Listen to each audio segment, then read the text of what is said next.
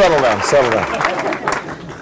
You know, the last time we did one of these, it was in August. We were 30 points down in the national polls. Everybody had written us off. We had gone through, I think, a month straight of depressing press. And we came together, and I don't know how many of you remember the conversation we had, but I want to repeat it because it's worth repeating. What I was always confident about was that if people were willing to submerge their egos and just focus on bringing their particular gifts and passions and energy and vision to a common task, that great things can be accomplished. You know, that's my old organizing mindset.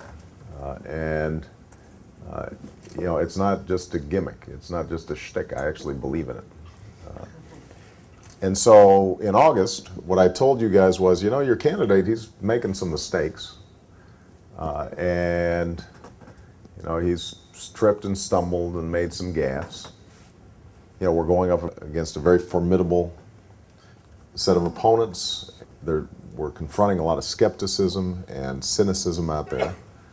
But if you guys stick with it, if you guys remain invested in it, if you are willing to lift me up and pull me across the finish line, that this thing could happen. And what is amazing is that you guys did. You stuck to it. You worked hard. You lifted each other up.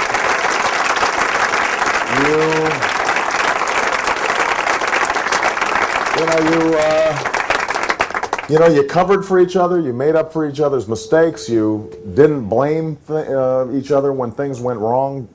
You know, there was just a good mood, a good heart to this campaign. As I've traveled over the course of 15, 16, 17 months, and I've met people who are struggling. I meet single moms who don't have health insurance for their kids, or I meet guys who've been laid off of their job, and entire towns that are basically dying because they've lost their factory. You know, when you see those things, you really do get this enormous sense of obligation. We don't have an option now. I mean, when we were at the beginning of this thing in Iowa, if I had lost Iowa, you know, it would have been okay.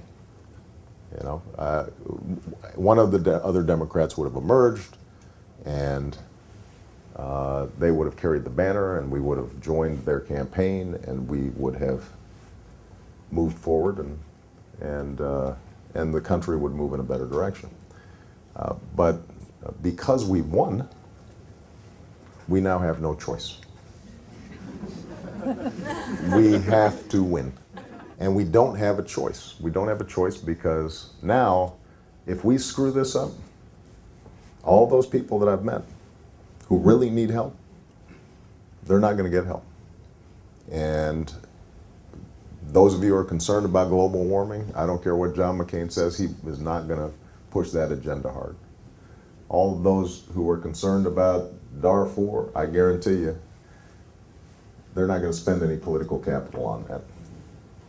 Those of you who are concerned about education, there'll be a bunch of lip service, and then there'll be more of the same.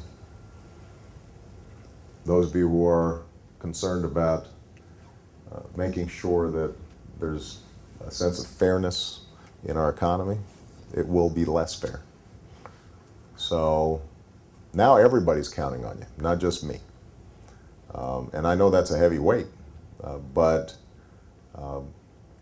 also what a magnificent position to find yourselves in, where the whole country is counting on you to change it for the better. You know, those moments don't come around very often. And here you are, 5 months away from having transformed the country and made history and changed the world. So we got to seize it. So rest up a little bit, but come back ready to go and fired up. So, all right. I love you guys. Let's go win the election.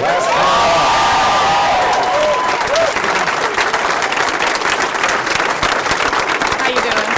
Good to see you. Good to see you guys. Good to see you.